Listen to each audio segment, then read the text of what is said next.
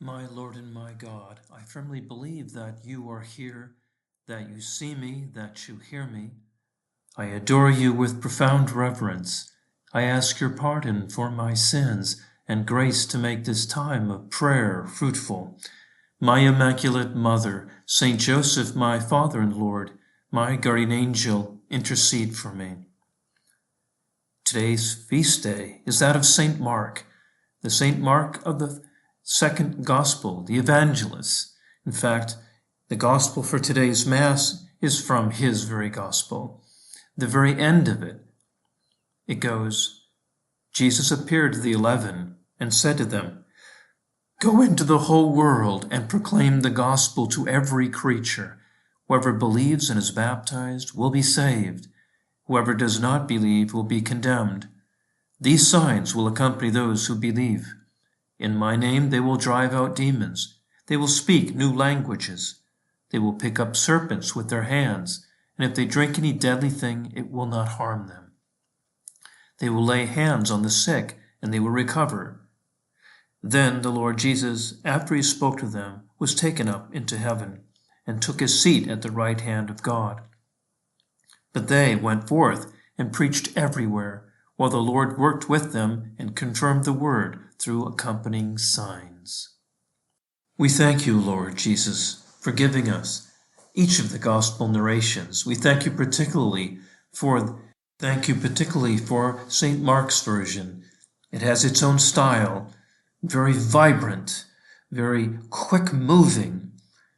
It is the shortest of the 4 gospels, but how much is packed in there? How much packed in there? Thank you, Lord, for sending us this writing through the Holy Spirit from your servant, St. Mark. According to Eusebius of Caesarea, Herod Agrippa, King Agrippa I, in his first year of reign over the whole of Judea, that being AD 41, killed James, the son of Zebedee, and arrested Peter, planning to kill him after the Passover. Peter was saved miraculously by angels and escaped out of the realm of Herod. Peter went then to Antioch, then through Asia Minor, visiting the churches in Pontus, Galatia, Cappadocia, Asia, and Bithynia, as mentioned in his first letter, St. Peter, and arrived in Rome in the 2nd year of Emperor Claudius, AD 42. Somewhere on the way, Peter encountered Mark and took him as travel companion and interpreter. Mark the evangelist wrote down the sermons of Peter, thus composing the gospel according to Mark before he left for Alexandria in the 3rd year of Claudius, AD 43. As one writer put it, his voice boomed over the crowds in Rome as they had all over the empire. The large fisherman was aging, but his voice was still filled with intensity and conviction. The thronging crowds listened with curiosity. Rome was the hub of the civilized world, and Peter preached the message of a Jewish rabbi named Jesus from the faraway country of Israel. Many in the crowd had believed in Jesus and had become part of this newly formed society called the church of which Peter was the acknowledged head. Standing at his side was his fellow worker and secretary, John Mark, John being his Jewish name and Mark his Latin name. Peter probably baptized Mark himself, since he calls him his son.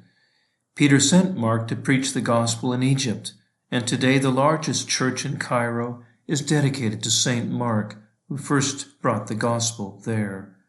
From Eusebius we learn, quoting him, "So brightly shone the light of true religion in the minds of Peter's hearers, that not satisfied with a single hearing, or with the oral teaching of the divine message, they resorted to appeals of every kind to induce Mark, whose gospel we have, as he was a follower of Peter, to leave them in writing a summary of the instruction they had received by word of mouth. Nor did they let him go until they had persuaded him, and thus became responsible for the writing of what is known as the Gospel according to Mark. It is said that, on learning by revelation of the Spirit what had happened, the apostle was delighted at their enthusiasm and authorized the reading of the book in the churches."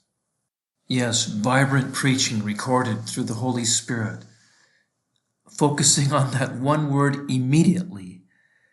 Writing for a primarily Roman audience, Mark emphasized the power and action of Jesus, something that the Romans knew and respected.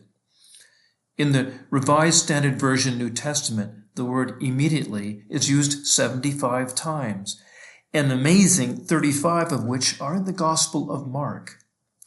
Romans were men of action, power, and orderliness. Jesus is shown to be in complete control and on the move.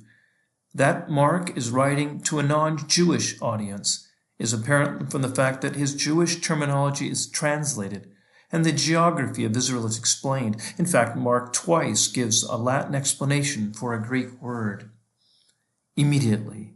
Lord, we go to a scene in which you made a miracle. In Mark chapter 5, verse 41, the forlorn leader of the synagogue there with his wife, and James and John, Peter, and the young girl dead upon her bed. Mark gives it a more literal translation of your text, Lord, that you gave us through Mark, goes like this. So he takes the hand of the little child and says to her, Talitha cum. That means, little child, I say to you, arise. Right then and there, the little girl gets up and starts walking around. She was 12 years old, and they were amazed immediately with great astonishment. What a compliment this gospel is to the other ones, Matthew and Luke especially. Matthew and John emphasize the teaching of Jesus. Mark emphasizes Jesus' action and powerful miracles that only God could perform. In fact, Mark's gospel opens the first chapter immediately with Jesus performing miracles. In Mark's gospel, there is no Sermon on the Mount or hierarchical church, no Petrine primacy or high priestly prayers. Mark invests all his energy into proving the power and divinity of you, Jesus. He leaves the rest to the other apostles and inspired writers. His main goal is not so much to present you, Lord, as the Messiah of the Jews, but speaking to the Romans, he is more interested in demonstrating you, Jesus, as the Lord of history and master of creation. No genealogy is given of you, Jesus. You are a servant. You don't need any genealogical introductions. Mark tells us that you, Lord, are not only a servant, but an obedient son. He opens the good news of you, Lord, with the revealing words, the beginning of the gospel of Jesus Christ, the Son of God, which tips his hand right from the start. The theme is set. Even a demon blurts out, you are the Son of God. The gospel concludes with the same affirmation of Jesus' identity, this time by a Roman centurion, a leading man of the very nationality Peter and Mark are trying to convert and teach. At the foot of the cross, the worldly, political Roman centurion declares, truly this man was the Son of God. Yes, thank you, Lord, for this gospel you gave to us through Mark. What a gem of simplicity, fast-paced action it is, an intimate knowledge of the truth.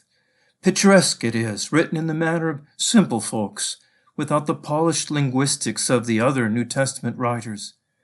One can imagine, just imagine the big fisherman speaking rapidly, passionately to a crowd in Rome. He's thinking in Aramaic, his original language, yet trying to relay his eyewitness account realistically and convincingly, so they can understand in their native tongue.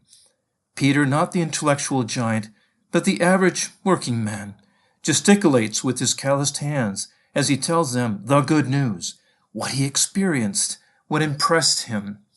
And there at his side is his trusted friend Mark, yes, interpreting and writing so that 20 centuries later we could believe from the mouth of an eyewitness that Jesus Christ is the Son of God. Lord, grant me this same inspiration, grant me this same immediacy, this same zeal. Help me to delve more deeply as I meditate on each of the Gospels, and particularly picking up the vibrancy of St. Mark. And we got to go here, and we must speak there, we must do that. An urgency which is faithful which might be characterized, as St. Josemaria put it, caritas Christi urgit nos. The love, the charity of Christ moves us, pushes us, urges us. Thus may I read all the Gospels, but particularly may I be moved by St. Mark's.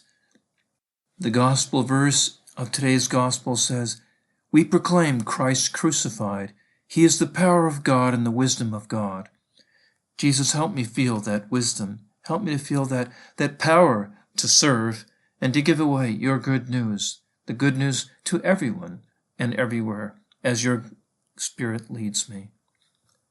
I thank you, my God, for the good resolutions, affections, inspirations that you have communicated to me in this meditation. I ask your help for putting them into effect. My Immaculate Mother, Saint Joseph, my Father and Lord, my guardian angel, intercede for me.